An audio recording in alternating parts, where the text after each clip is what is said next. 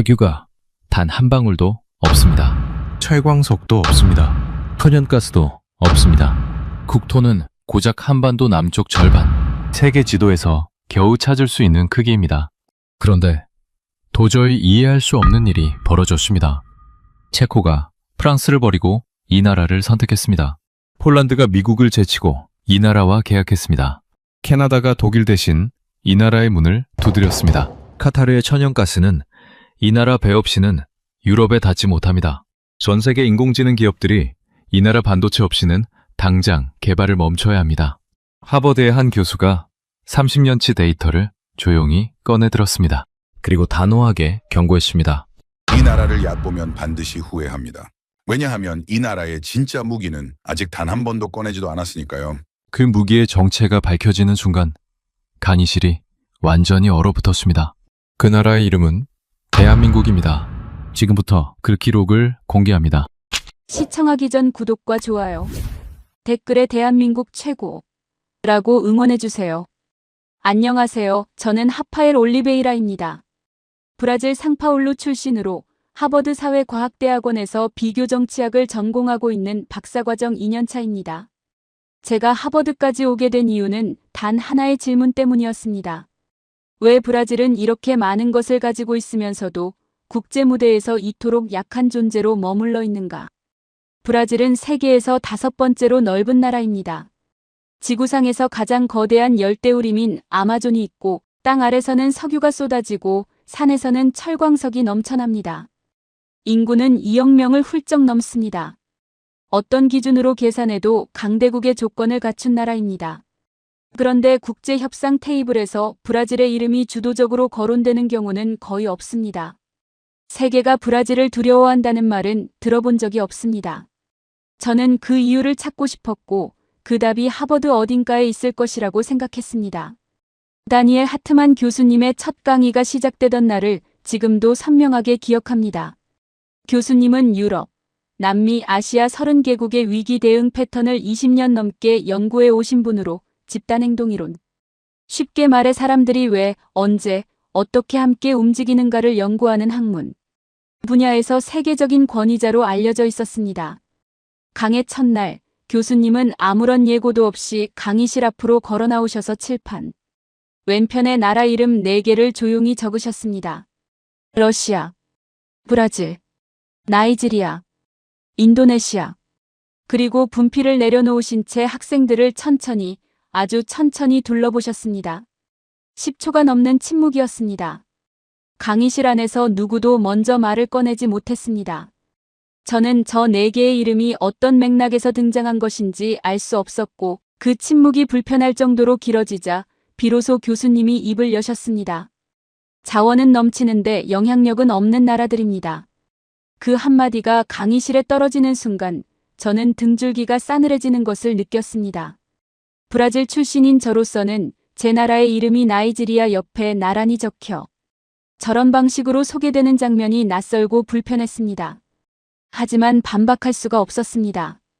왜냐하면 그것이 제가 이 질문을 들고 하버드까지 온 이유였기 때문입니다. 교수님은 잠시 후 칠판 오른편으로 걸어가셔서 이번에는 이름 하나를 적으셨습니다. 한국.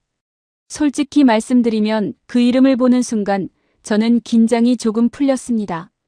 삼성이라는 기업 이름이나 K-팝이라는 음악 장르 정도는 알고 있었지만 국제 정치를 다루는 강의에서 한국이 핵심 사례로 등장할 것이라고는 전혀 예상하지 못했던 터라 오히려 뜻밖이라는 생각이 들었습니다. 그런데 그 방심이 첫 번째 실수였습니다. 교수님이 말씀하셨습니다. 이 나라는 왼쪽에 적힌 나라들이 가진 것을 하나도 갖고 있지 않습니다. 석유도 없고 철광석도 없으며 국토 면적은 브라질의 85분의 1에 불과합니다. 인구도 4분의 1 수준에 지나지 않습니다. 그러나 이 나라는 현재 방위산업 수출 세계 4위이고 조선업 세계 1위이며 반도체 세계 1위입니다. 전자정부 시스템 역시 유엔이 선정한 세계 1위입니다. 교수님이 학생들을 다시 바라보시며 말씀하셨습니다. 숫자가 맞지 않습니다. 그리고 숫자가 맞지 않을 때에는 반드시 우리가 놓치고 있는 변수가 있습니다. 교수님은 칠판에 한국어 단어 하나를 적으신 뒤 그 뜻을 옆에 써주셨습니다. 눈치. 말하지 않아도 상황을 읽는 능력. 대부분의 사회에서 사람들이 같은 방향으로 움직이려면 상당한 시간과 자원이 소모됩니다. 회의를 열고 지시를 내리고 설득하고 합의를 이끌어내는 과정이 필요합니다. 경제학에서는 이 과정에서 발생하는 비용을 집단 조정 비용.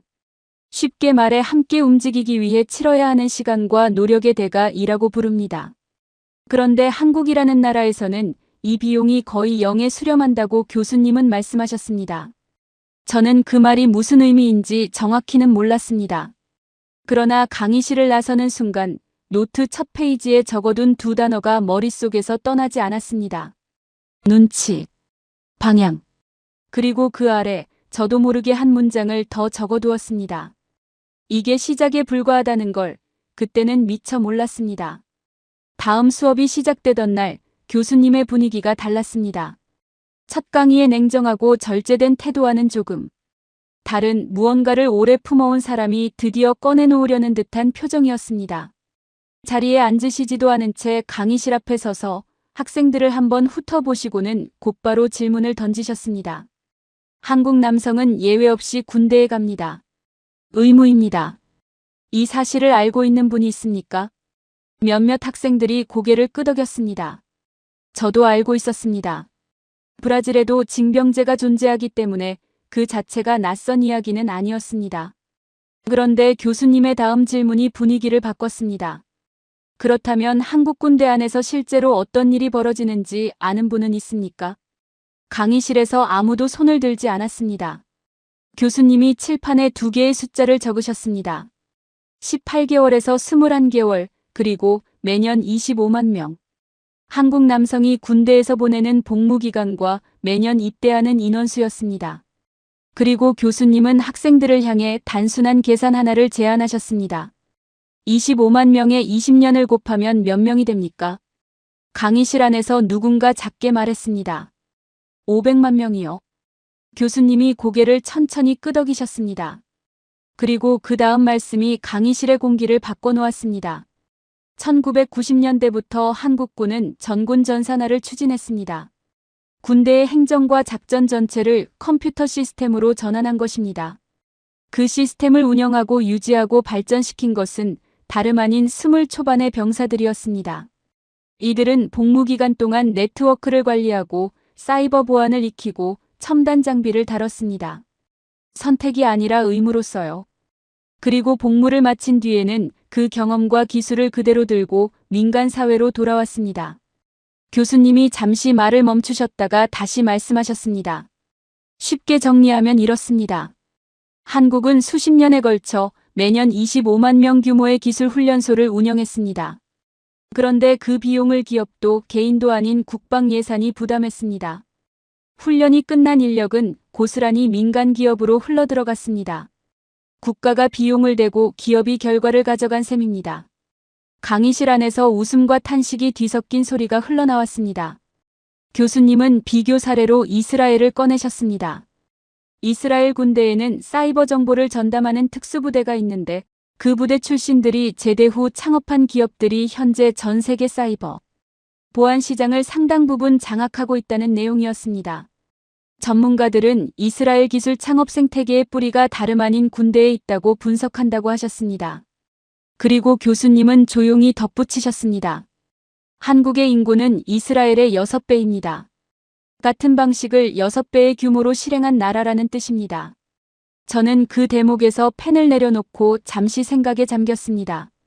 브라질에도 징병제가 있습니다. 저 역시 2년간 군 복무를 했습니다. 그런데 그 2년 동안 제가 익힌 것은 제식 훈련과 행정 잡무가 대부분이었습니다. 같은 제도를 두고 한국은 기술 강국의 토대를 쌓고 있었고 브라질은 그냥 시간을 보내고 있었습니다. 제도의 차이가 아니라 그 제도를 어떻게 쓰느냐의 차이였습니다. 교수님이 강의를 마무리하시며 한마디를 남기셨습니다. 한국은 가진 것이 없었기 때문에 있는 것 하나하나를 2배로 활용하는 법을 배웠습니다. 군대도 예외가 아니었습니다. 저는 노트에 받아 적었습니다. 브라질은 군대를 군대로만 썼다. 한국은 군대를 기술학교로 썼다.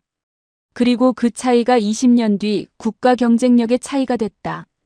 그날 강의가 끝난 뒤 교수님은 자료를 챙기시면서 짧게 말씀하셨습니다. 다음 시간에는 편의점 이야기를 할 겁니다. 저는 솔직히 긴장이 풀렸습니다. 편의점이라니 이번엔 좀 가벼운 이야기가 나오겠구나 싶었습니다. 그런데 그것이 두 번째 실수였습니다. 다음 강의가 시작되기 전 교수님은 아무런 예고 없이 짧은 영상 하나를 화면에 띄우셨습니다. 한국을 처음 방문한 외국인이 편의점에 들어가는 장면이었습니다. 그는 음료수 하나를 집어들고 계산대 앞에 섰다가 계산대 옆에 놓인 작은 기계를 발견하고는 걸음을 멈췄습니다. 직원에게 저게 뭐냐고 물었고 직원은 아무렇지 않은 얼굴로 대답했습니다. 주민등록 등본 뽑는 기계입니다. 편의점에서요? 라고 되묻자 직원은 고개를 끄덕이며 말했습니다. 네, 24시간이요. 강의실에서 웃음이 터졌습니다. 저도 웃었습니다. 솔직히 가벼운 주제가 나온 것 같아 마음이 놓였습니다. 그런데 교수님은 웃지 않으셨습니다. 그 표정을 보는 순간 이미 알 수 있었습니다. 또 당하겠구나 싶었습니다. 교수님이 천천히 말씀하셨습니다. 웃음이 나오는 장면처럼 보입니다. 그런데 이것이 어떻게 가능한지를 이해하는 순간 여러분은 한국이라는 나라를 지금과는 완전히 다른 눈으로 보게 될 것입니다. 교수님이 화면에 목록 하나를 띄우셨습니다. 한국 편의점에서 처리할 수 있는 행정 서비스의 목록이었습니다. 주민등록 등본 발급, 각종 공과금 납부, 택배 접수와 수령, 기차표와 버스표 예매, 의료 폐기물 봉투, 구매, 지방세 납부, 복지 포인트 사용. 이 모든 것이 전국 5만 5천 개의 편의점에서 24시간 언제든지 가능하다는 내용이었습니다. 한 학생이 손을 들었습니다. 그건 원래 관공서나 우체국에서 처리하는 일 아닌가요? 교수님이 고개를 끄덕이셨습니다. 맞습니다. 한국은 그 기능을 통째로 편의점으로 옮겼습니다. 줄을 서지 않아도 됩니다. 시간을 낼 필요도 없습니다. 전국 어디서나 자정이 넘어도 됩니다. 저는 그 말을 들으며 상파울루의 주민센터가 떠올랐습니다. 브라질에서 서류 한 장을 떼려면 반나절을 각오해야 합니다. 번호표를 뽑고 기다리고 점심시간이 되면 창구가 닫히고 다시 기다립니다. 그것이 브라질 시민의 일상입니다. 그런데 한국은 그 모든 과정을 편의점 한 곳에서 해결하고 있었습니다. 그러나 교수님이 정말로 말씀하시고자 했던 것은 그 다음이었습니다. 교수님이 화면을 넘기시며 목소리를 낮추셨습니다. 2020년 초 전 세계가 코로나 대유행으로 혼란에 빠졌던 시기의 이야기였습니다. 마스크 대란이 일어났고 각국 정부는 마스크를 어떻게 공급하고 배분할지 몰라 우왕좌왕했습니다. 그런데 한국 정부는 공적 마스크 배급제라는 해결책을 내놓았습니다. 생년 끝자리에 따라 요일을 지정하고 그 요일에만 가까운 편의점이나 약국에서 마스크를 구매할 수 있도록 한 것입니다. 그리고 이중 구매를 막기 위해 계산대에서 신분증을 확인하는 순간 건강보험 시스템과 실시간으로 연동되어 이미 구매한 사람인지를 즉시 확인하는 방식이었습니다. 한 학생이 손을 들었습니다. 그 시스템을 구축하는데 얼마나 걸렸나요? 교수님이 천천히 대답하셨습니다. 며칠입니다. 강의실이 술렁였습니다. 교수님이 말을 이으셨습니다. 이미 인프라가 깔려 있었기 때문입니다. 전국 편의점 전산망, 건강보험 데이터베이스, 주민등록 시스템이 평소부터 하나로 연결되어 있었습니다. 위기가 닥쳤을 때 새로운 것을 만든 게 아닙니다. 이미 있던 것에 스위치를 켠 겁니다. 그 순간 교수님의 목소리에서 평소의 분석가적 건조함이 사라지고 오랫동안 이 현상을 연구해온 사람만이 가질 수 있는 묵직한 경이로움 같은 것이 느껴졌습니다. 전 세계가 마스크를 어떻게 나눠줄지 몰라 혼란스러워하는 동안 한국은 며칠 만에 전국 유통 시스템을 가동했습니다. 세계보건기구가 이 모델을 전 세계에 소개했습니다. 저는 손을 들었습니다. 교수님, 이건 편의점 이야기가 아닌 것 같습니다. 교수님이 저를 바라보시며 처음으로 진심이 담긴 미소를 지으셨습니다. 좋은 지적입니다. 편의점은 그냥 보이는 부분입니다. 보이지 않는 부분이 진짜입니다. 수십 년에 걸쳐 하나씩 연결해온 시스템, 그 시스템을 신뢰하는 국민, 그 신뢰를 가능하게 만든 사회. 그것이 한국의 진짜 인프라입니다. 교수님이 가방을 챙기시며 마지막으로 한마디를 남기셨습니다. 다음 수업에서는 이 나라 국민이 나라가 망하기 직전에 무슨 일을 했는지 보여드리겠습니다.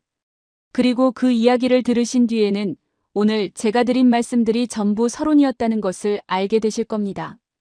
저는 강의실을 나서면서 노트에 한 줄을 적었습니다. 한국은 이미 미래에 살고 있다. 그리고 나머지 세계는 아직 그것을 모른다. 다음 강의 날 교수님은 평소와 전혀 다른 모습으로 강의실에 들어오셨습니다. 노트북도 없었고 자료도 없었습니다. 화면도 켜지 않으셨습니다. 그냥 강의실 앞에 조용히 서서 학생들을 한 명씩 천천히 바라보셨습니다. 그 침묵이 꽤 길었습니다. 누구도 먼저 말을 꺼내지 않았습니다. 오늘은 제가 30년 동안 이 분야를 연구하면서 단 한 번 소름이 돋았던 순간을 이야기해 드리겠습니다. 강의실이 순식간에 조용해졌습니다. 앞줄에 앉은 학생이 펜을 내려놓는 소리가 들릴 정도였습니다. 1997년의 이야기입니다. 그해 가을 한국은 국가 전체가 흔들리는 위기를 맞았습니다. 외환위기라고 부르는 사건입니다. 쉽게 말하면 나라 금고가 바닥났습니다. 외국에서 빌려온 돈을 갚아야 하는 시점이 됐는데 갚을 달러가 없었습니다. 국가부도 직전이었습니다. 결국 한국은 국제통화기금 나라가 경제적으로 심각한 위기에 처했을 때 긴급 자금을 빌려주는 국제금융기관에 구제금융을 요청해야 했습니다. 나라가 외국에 손을 벌린 것입니다. 한국인들에게 그것은 625전쟁 이후 가장 깊은 치욕으로 받아들여졌습니다. 교수님이 학생들을 둘러보시며 물으셨습니다. 이런 상황에서 대부분의 나라는 어떻게 됩니까? 한 학생이 답했습니다. 사회가 분열되겠죠. 서로 책임을 떠넘기고 정치가 혼란에 빠질 겁니다. 교수님이 고개를 끄덕이셨습니다. 정확합니다. 아르헨티나가 그랬고 그리스가 그랬으며 인도네시아가 그랬습니다. 극심한 경제 위기가 닥치면 사회는 내부에서 먼저 쪼개집니다. 각자 살 길을 찾고 책임 공방이 시작되고 국가적 에너지는 내부 갈등을 소모하는 데 쓰입니다. 그것이 인간 사회의 일반적인 반응입니다. 교수님이 잠시 말을 멈추셨습니다. 그리고 천천히, 아주 천천히 말씀하셨습니다. 그런데 한국에서는 전혀 다른 일이 벌어졌습니다. 교수님이 처음으로 화면을 켜셨습니다. 흑백에 가까운 오래된 사진 한 장이 떴습니다. 길게 늘어선 줄이었습니다. 수백 명, 아니 수천 명이 무언가를 손에 들고 줄을 서 있는 장면이었습니다. 1998년 1월에 시작된 금 모으기 운동입니다. 나라가 망하기 직전이라는 소식을 접한 국민들이 자기 집에 보관해 두었던 금부치를 들고 스스로 거리로 나왔습니다. 결혼할 때 끼웠던 반지, 아이 돌잔치 때 선물로 받은 돌반지, 목걸이, 금메달, 심지어 대대로 내려오던 금수저까지 들고 나왔습니다. 강요가 없었습니다. 보상도 없었습니다. 정부가 나서서 호소한 것도 아니었습니다. 뉴스에서 나라가 어렵다는 소식을 접한 국민들이 저마다의 판단으로 같은 방향을 향해 움직인 것입니다. 교수님이 말씀하셨습니다.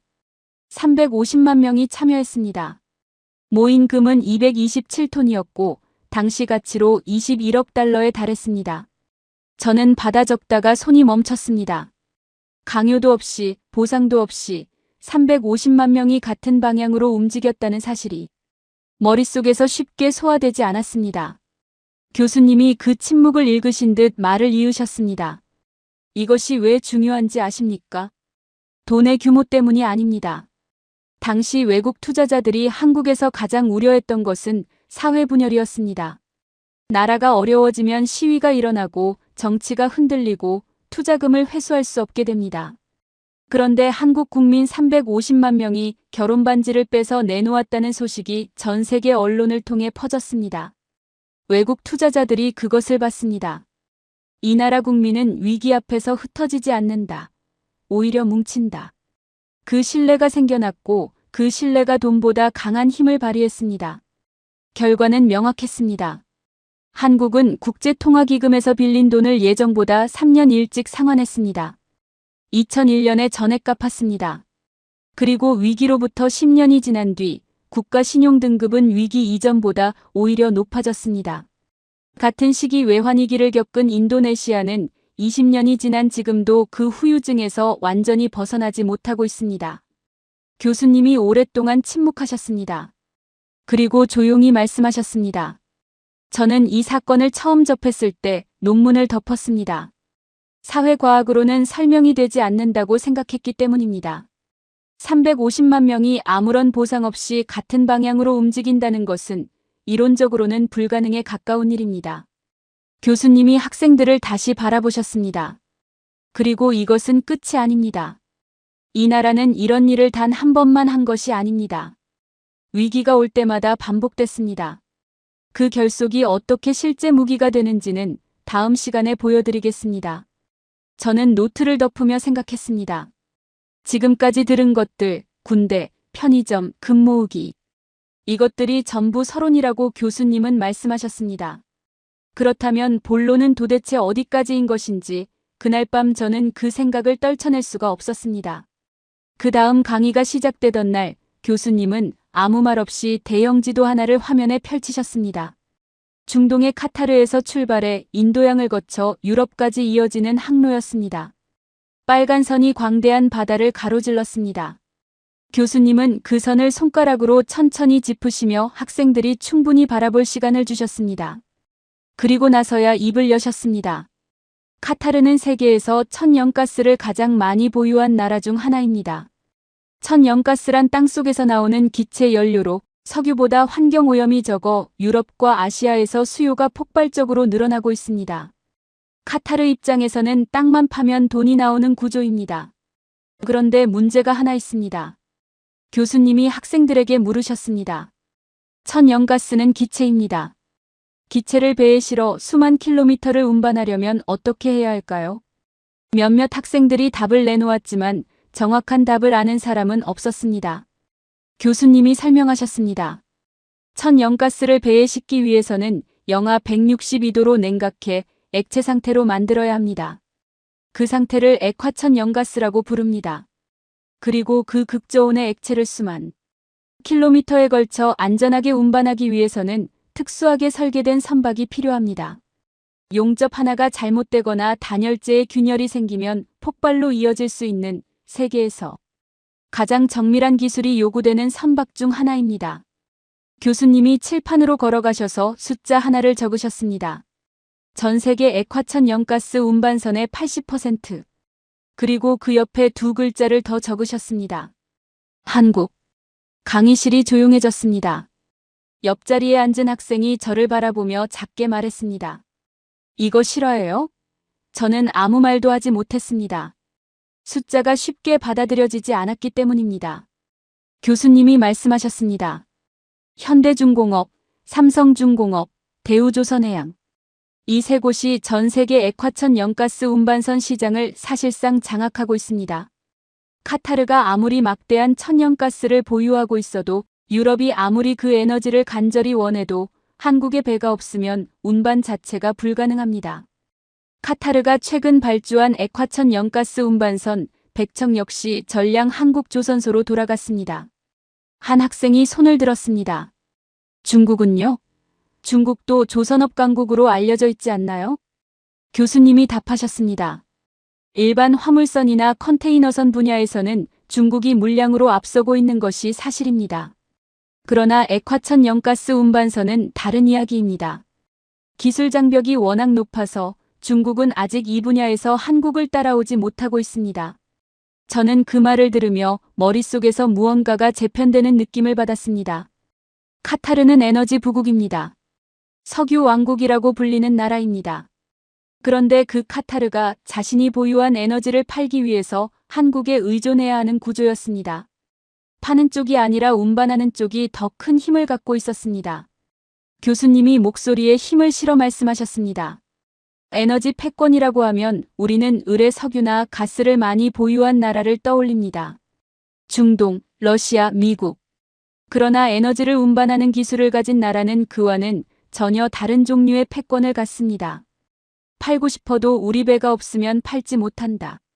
이것이 한국이 세계 에너지 시장에서 차지하고 있는 위치입니다. 한 학생이 조용히 물었습니다. 그럼 한국이 배를 만들어주지 않겠다고 하면 어떻게 됩니까? 교수님이 잠시 생각하신 뒤 말씀하셨습니다. 이론적으로는 유럽의 겨울이 위험해집니다. 카타르의 천연가스가 유럽으로 가는 길이 막히는 것이니까요. 그 한마디에 강의실이 완전히 얼어붙었습니다. 저는 손이 떨렸습니다. 석유 한 방울 나지 않는 나라가 전 세계 에너지 공급망의 가장 핵심적인 목줄을 쥐고 있었습니다. 아무도 그것을 크게 이야기하지 않았지만 현실은 그랬습니다. 교수님이 자리로 돌아가시며 말씀하셨습니다. 그리고 이것이 어떻게 가능했는지를 알면 더욱 놀랍습니다. 한국이 조선업을 시작한 것은 1972년입니다. 당시 한국에는 배를 만들어 본 경험이 전혀 없었습니다. 기술도 없었고 자본도 없었습니다. 그 출발점에서 50년 만에 세계 에너지 공급망의 핵심을 장악한 겁니다. 어떻게 그것이 가능했는지 그 답이 다음 시간에 나옵니다. 저는 노트에 한 문장을 받아 적었습니다. 한국은 에너지를 갖지 않았다.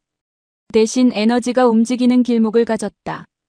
그리고 속으로 생각했습니다. 이 나라 도대체 어디까지인 것인가? 다음 강의가 시작되던 날 교수님은 칠판에 날짜 하나를 먼저 적으셨습니다. 2019년 7월 1일. 그리고 돌아서시며 말씀하셨습니다. 이날 일본이 매우 심각한 실수를 저질렀습니다.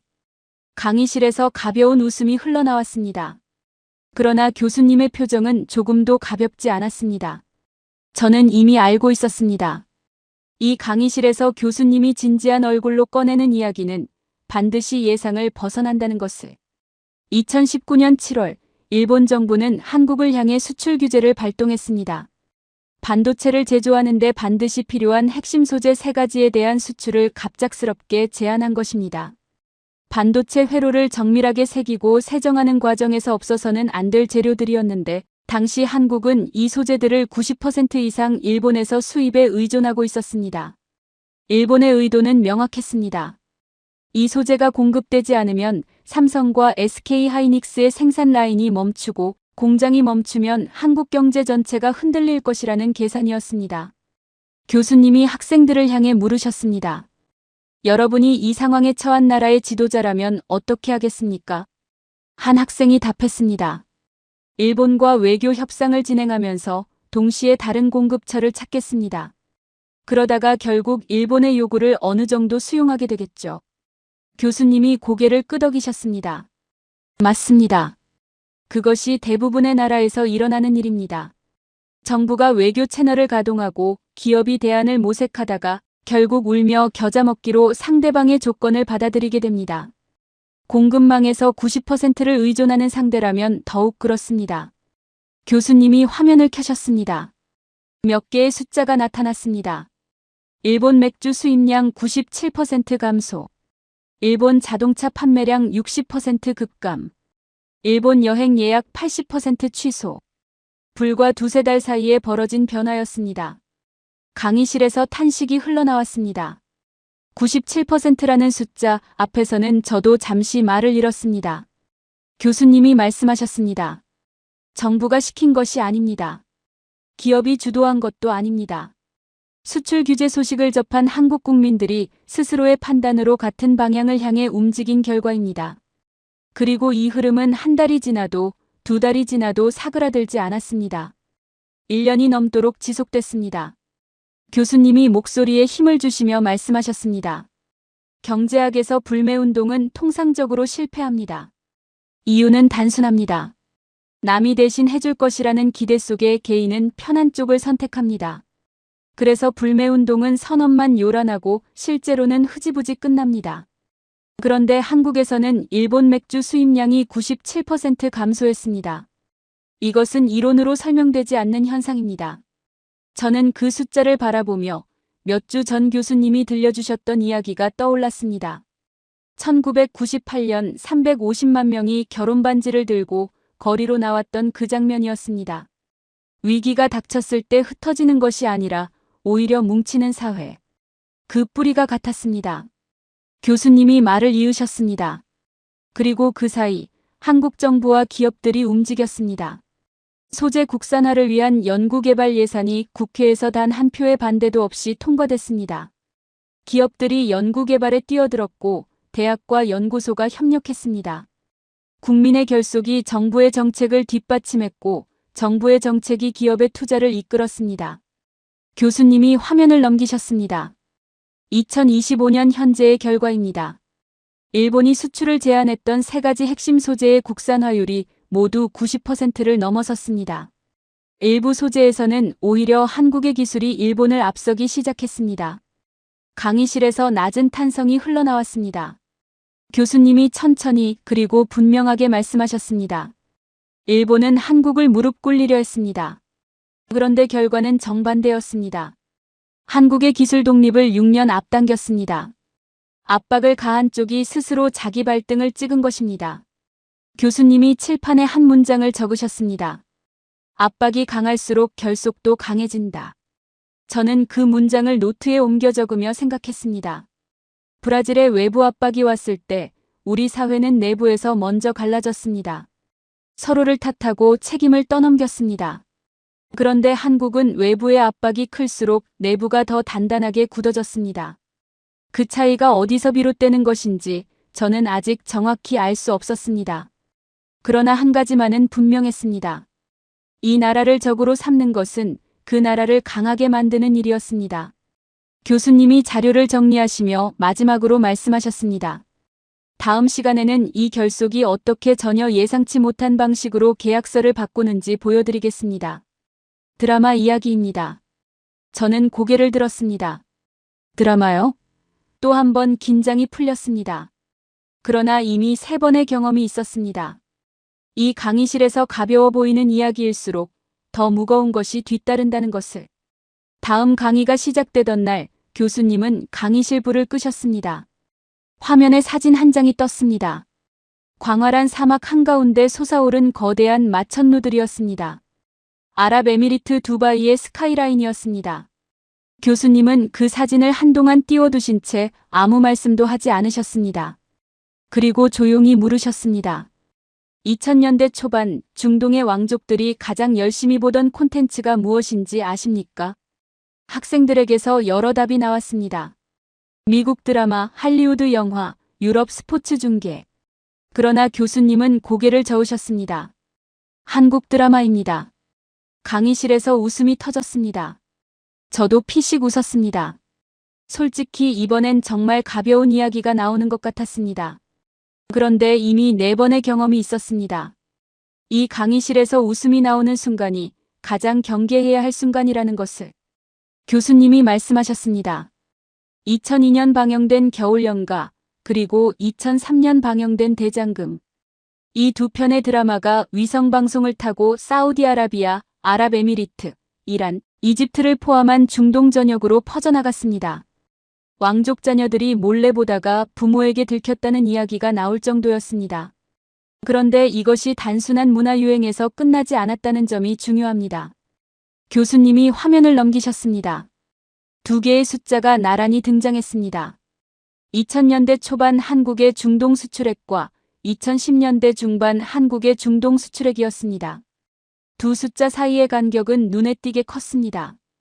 드라마가 중동 전역에서 유행하기 시작한 시점과 한국의 중동 수출액이 급격히 증가한 시점이 정확히 맞물립니다. 이것은 우연이 아닙니다. 교수님이 설명하셨습니다. 인간은 자신이 좋아하는 나라의 물건을 삽니다. 자신이 호감을 갖는 나라의 기업을 신뢰합니다. 자신이 친근하게 느끼는 나라와 협력하려 합니다. 이것은 감정의 문제가 아니라 심리학적으로 반복 검증된 인간의 본능적 행동 패턴입니다. 그리고 중동의 왕족 자녀들이 한국 드라마를 보며 성장했습니다. 그 아이들이 20년이 지난 뒤 국가의 주요 계약을 결정하는 자리에 앉았습니다. 강의실이 조용해졌습니다. 저는 펜을 내려놓고 그 말의 무게를 느꼈습니다. 교수님이 구체적인 사례를 꺼내셨습니다. 2009년 아랍에미리트가 원자력 발전소 건설 사업자를 선정하는 입찰이 있었습니다. 총 사업비가 약 20조 원에 달하는 대형 프로젝트였습니다. 최종 경쟁자는 프랑스, 미국, 그리고 한국이었습니다. 원전 수출 경험이 거의 없던 한국이 최종적으로 계약을 따냈습니다. 전문가들은 충격을 받았습니다. 한 학생이 손을 들었습니다. 기술력 때문인가요? 아니면 가격 때문인가요? 교수님이 답하셨습니다. 기술력과 가격 경쟁력이 중요한 역할을 한 것은 사실입니다. 그러나 당시 협상에 참여했던 관계자들의 증언을 보면 흥미로운 대목이 있습니다. 아랍에미리트 측 인사들이 한국 협상단과 대화할 때 유독 편안함을 느꼈다고 합니다. 한국이라는 나라에 대한 막연하지만 분명한 호감이 협상의 분위기를 부드럽게 만들었다는 것입니다. 교수님이 잠시 말을 멈추셨다가 다시 말씀하셨습니다. 총을 들고 문을 두드리면 사람들은 경계합니다. 그러나 노래를 부르며 문을 두드리면 문이 열립니다. 한국 드라마는 중동의 굳게 닫힌 문을 수십 년에 걸쳐 조용히 두드려온 노래였습니다. 저는 그 비유가 가슴에 박혔습니다. 교수님이 화면을 한 번 더 넘기셨습니다. 2023년 사우디아라비아 왕세자가 한국을 국빈 방문하며 체결한 계약들의 규모가 나타났습니다.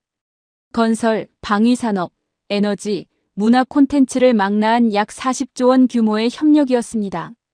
교수님이 저를 향해 말씀하셨습니다. 브라질에도 훌륭한 음악이 있습니다. 삼바와 보사노바는 전 세계가 아는 음악입니다. 그런데 그 음악이 브라질 기업의 계약서로 이어진 적이 있습니까? 저는 대답하지 못했습니다. 가슴 한켠이 무너지는 기분이었습니다. 브라질은 문화를 문화로만 소비했습니다. 한국은 문화를 전략으로 설계했습니다. 그리고 그 전략이 수십 년 뒤 계약서가 됐습니다. 교수님이 강의를 마무리하시며 말씀하셨습니다. 다음 시간에는 이 나라가 마음을 얻는 것을 넘어 협상 테이블 자체를 어떻게 설계하는지 보여드리겠습니다. 무기 이야기입니다. 그리고 그것을 보고 나면 한국이 단순히 물건을 파는 나라가 아니라는 것을 알게 되실 겁니다. 저는 강의실을 나서면서 노트에 한 문장을 적었습니다. 총 없이 이기는 법. 한국은 그 방법을 이미 알고 있었다. 다음 강의가 시작되던 날, 교수님은 신문기사 하나를 화면에 띄우셨습니다.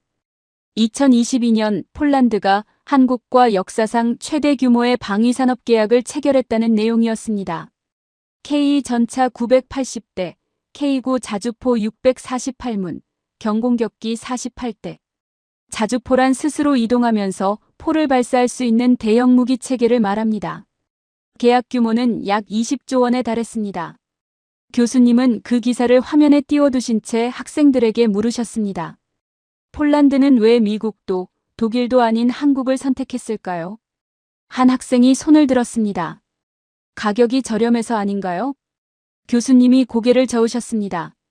가격만이 이유였다면 중국 무기를 선택했을 것입니다. 중국이 훨씬 쌉니다. 그런데 폴란드는 한국을 선택했습니다. 그 이유를 이해하려면 한국이 폴란드에 제안한 것이 무엇인지를 봐야 합니다. 교수님이 설명하셨습니다. 한국이 폴란드에 판 것은 무기가 아니었습니다. 패키지였습니다. K 전차는 유럽 최고 수준으로 알려진 독일의 레오파르트 전차와 맞먹는 성능을 갖추고 있습니다.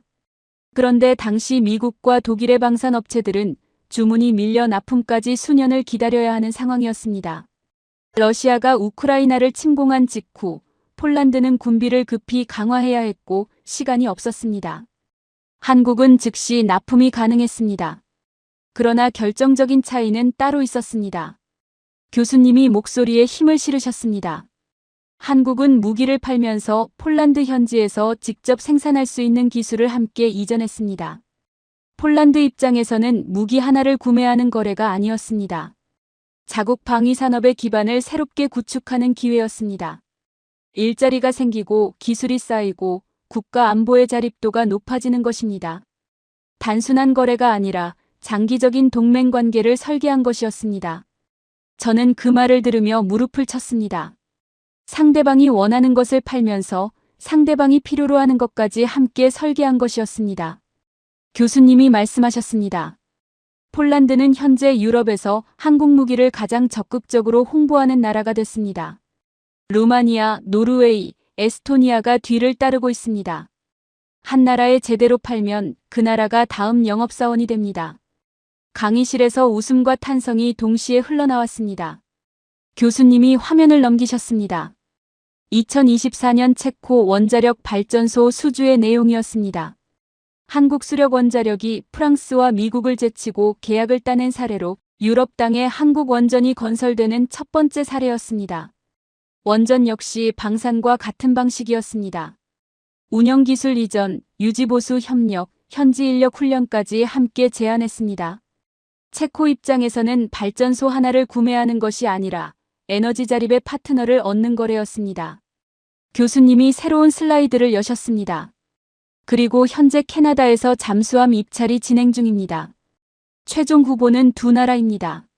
수십 년의 잠수함 건조 역사를 가진 독일과 한국입니다. 교수님이 천천히 말씀하셨습니다. 독일은 잠수함을 팝니다. 한국은 캐나다 해군의 미래를 설계해주겠다고 제안합니다. 현지 생산 비율, 캐나다 기업의 참여 범위, 기술 이전의 조건까지. 상대방이 말하기도 전에 원하는 것을 먼저 읽고 제안하는 것입니다. 교수님이 칠판으로 걸어가셔서 첫 번째 수업에서 적었던 그 단어를 다시 써내려 가셨습니다. 눈치. 저는 온몸에 소름이 돋았습니다. 한 학기의 첫 수업에서 등장했던 그 단어가 이 자리에서 다시 살아났습니다. 말하지 않아도 상대방이 원하는 것을 먼저 읽는 능력. 그것이 협상 테이블에서 가장 강력한 무기였고 한국은 그것을 국가 전략의 수준으로 끌어올려 있었습니다. 교수님이 학생들을 바라보시며 말씀하셨습니다. 강대국은 힘으로 상대를 압도합니다. 한국은 상대가 원하는 것을 먼저 설계해서 건넵니다. 그래서 지고 싶어도 질 수가 없는 구조를 만드는 것입니다. 교수님이 자리로 돌아가시며 마지막으로 말씀하셨습니다. 다음 시간이 마지막 강의입니다.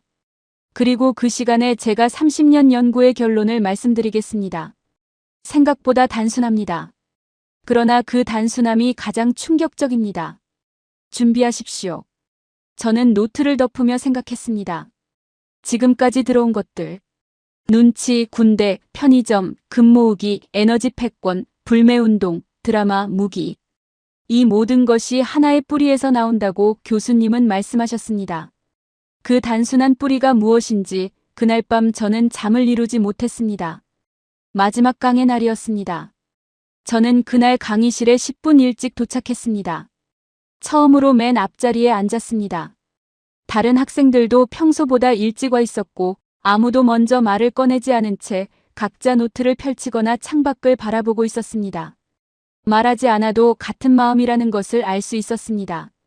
오늘은 놓치면 안 된다. 교수님이 강의실에 들어오셨습니다. 노트북도 없었고 자료도 없었습니다. 분필도 들지 않으셨습니다. 처음 수업 때와 마찬가지로 그냥 강의실 앞에 조용히 서서 학생들을 오랫동안 바라보셨습니다. 그 침묵이 꽤 길었습니다. 그리고 천천히 입을 여셨습니다. 한 학기 동안 우리가 함께 들여다본 것들을 정리해 봅시다. 교수님이 말씀하셨습니다. 군대에서 기술을 익힌 수백만 명이 민간 사회로 흘러들어갔습니다. 편의점 하나로 국가 행정을 해결하고 전 세계가 혼란에 빠진 전염병 속에서 며칠 만에 전국 배급 시스템을 가동했습니다. 나라가 망하기 직전의 위기에서 350만 명이 결혼 반지를 빼들고 거리로 나왔습니다. 석유 한 방울 나지 않는 나라가 전 세계 에너지 운반선의 80%를 만들었습니다. 외부의 압박이 클수록 내부가 더 단단하게 굳어졌고 그 결속이 기술 독립으로 이어졌습니다. 드라마로 마음을 얻고 그 마음이 계약서가 됐습니다. 무기를 팔면서 동맹을 설계했습니다. 교수님이 잠시 말을 멈추셨습니다. 이 모든 것이 연결되어 있습니다. 우연이 아닙니다. 각각 다른 시대, 다른 산업, 다른 분야처럼 보이지만 뿌리는 단 하나입니다. 강의실이 완전히 조용해졌습니다. 교수님이 칠판으로 천천히 걸어가셨습니다. 분필을 들고 한 문장을 또박또박 써내려가셨습니다. 진짜 자원은 땅 아래 있지 않다. 국민 안에 있다. 그리고 돌아서셨습니다. 표정이 달랐습니다. 30년을 연구해온 학자의 냉철함이 아니었습니다. 오랫동안 품어온 확신을 처음으로 꺼내놓는 사람의 얼굴이었습니다. 말하지 않아도 같은 방향으로 움직이는 국민. 위기가 닥쳐도 흩어지지 않는 사회. 압박이 강해질수록 오히려 더 단단하게 굳어지는 공동체. 그 사회가 수십 년에 걸쳐 쌓아 올린 결과물들이 우리가 한 학기 동안 들여다본 것들입니다. 저는 그 문장을 바라보며 한 학기 동안의 장면들이 하나씩 떠올랐습니다. 결혼 반지를 빼서 내민 손, 일본 제품을 조용히 내려놓은 손, 소재 국산화 예산에 찬성표를 던진 손, 영하 162도를 견디는 선박을 용접하는 손. 그 손들이 전부 같은 뿌리에서 나온 것이었습니다. 저는 손을 들었습니다. 교수님, 브라질은 왜 그것이 되지 않았을까요? 교수님이 저를 오래 바라보셨습니다. 그리고 말씀하셨습니다. 브라질은 자원이 너무 많았습니다. 땅을 파면 나왔습니다. 노력하지 않아도 됐습니다. 그래서 같은 방향으로 함께 걸어가야 할 절박한 이유가 없었습니다. 각자 자신의 몫을 챙기는 것으로 충분했기 때문입니다. 교수님이 잠시 침묵하셨다가 말씀하셨습니다. 역설적이게도 가진 것이 없다는 사실이 한국의 가장 큰 자산이었습니다. 뭉치지 않으면 살아남을 수 없다는 것을 이 나라 국민들은 오랜 역사 속에서 몸으로 배웠습니다. 그리고 그 뭉침이 세대를 거쳐 쌓이고 쌓여 오늘의 한국이 됐습니다. 저는 그 말을 들으며 아버지가 떠올랐습니다. 상파울루 외곽의 작은 집, 철광석과 석유가 넘쳐나는 땅에서 평생을 가난하게 사셨던 아버지. 왜 우리는 이렇게 가진 것이 많은데 이렇게 사느냐고 어린 시절 물었을 때 아버지는 늘 고개를 저으셨습니다. 그 답을 저는 하버드에서 한국이라는 나라에서 찾았습니다. 방향이 없었기 때문이었습니다. 교수님이 마지막으로 말씀하셨습니다. 저는 30년 동안 전 세계 50개국을 연구했습니다. 자원이 넘치는 나라, 인구가 많은 나라, 영토가 광대한 나라를 수없이 봤습니다. 그러나 이 나라처럼 가진 것이 없는데 이만큼을 이루어낸 나라는 단 한 번도 본 적이 없습니다. 그리고 이 나라는 아직 끝나지 않았습니다. 지금 이 순간에도 계속 진화하고 있습니다. 그래서 한국을 얕보는 나라가 있다면 반드시 후회하게 될 것입니다. 강의실이 오랫동안 조용했습니다. 누구도 먼저 자리에서 일어서지 않았습니다. 저는 노트 마지막 페이지에 두 문장을 적었습니다. 브라질은 자원을 가졌고 한국은 방향을 가졌다. 그리고 방향을 가진 나라가 이겼다. 강의실을 나서며 저는 처음으로 확신했습니다. 제 연구의 주제가 바뀌었습니다. 브라질이 왜 약한가가 아니라 한국이 어떻게 이 방향을 만들었는가. 그 답을 찾는 것이 이제 제 평생의 과제가 됐습니다. 왜냐하면 그 답 안에 브라질의 미래도 어쩌면 함께 들어있을지 모르기 때문입니다. 브라질은 자원을 가졌고 한국은 방향을 가졌습니다. 그리고 방향을 가진 나라가 이겼습니다. 석유도 없고 철광석도 없고 넓은 땅도 없었습니다. 강대국들 사이에 끼인 작은 나라였습니다. 누구도 주목하지 않았고 누구도 두려워하지 않았습니다. 그런데 이 나라는 조용히 그리고 끈질기게 한 방향으로 걸어왔습니다. 위기가 올 때마다 흩어진 것이 아니라 뭉쳤습니다. 압박이 올 때마다 무너진 것이 아니라 더 단단해졌습니다. 가진 것이 없었기에 있는 것 하나하나를 2배로 썼습니다. 그 걸음이 쌓여서 세계 에너지 공급망의 핵심이 됐습니다. 그 걸음이 쌓여서 유럽의 무기고가 됐습니다. 그 걸음이 쌓여서 인공지능 시대의 심장이 됐습니다. 하트만 교수님은 말씀하셨습니다. 이 나라를 얕보는 나라가 있다면 반드시 후회하게 될 것이라고. 저는 이제 그 말의 의미를 압니다. 한국은 아직 끝나지 않았습니다. 지금 이 순간에도 계속 진화하고 있습니다. 그리고 앞으로도 세계를 놀라게 할 것입니다. 왜냐하면 이 나라의 진짜 자원은 땅 아래 있는 것이 아니라 국민 안에 있기 때문입니다. 그것은 고갈되지 않습니다. 오늘의 이야기는 여기까지입니다. 끝까지 함께 해주신 여러분께 진심으로 감사드립니다. 이 이야기가 여러분의 마음속에 오래 남기를 바랍니다. 대한민국 작지만 방향을 가진 나라. 그리고 그 방향은 지금도 흔들리지 않고 있습니다. 끝까지 시청해주셔서 감사합니다.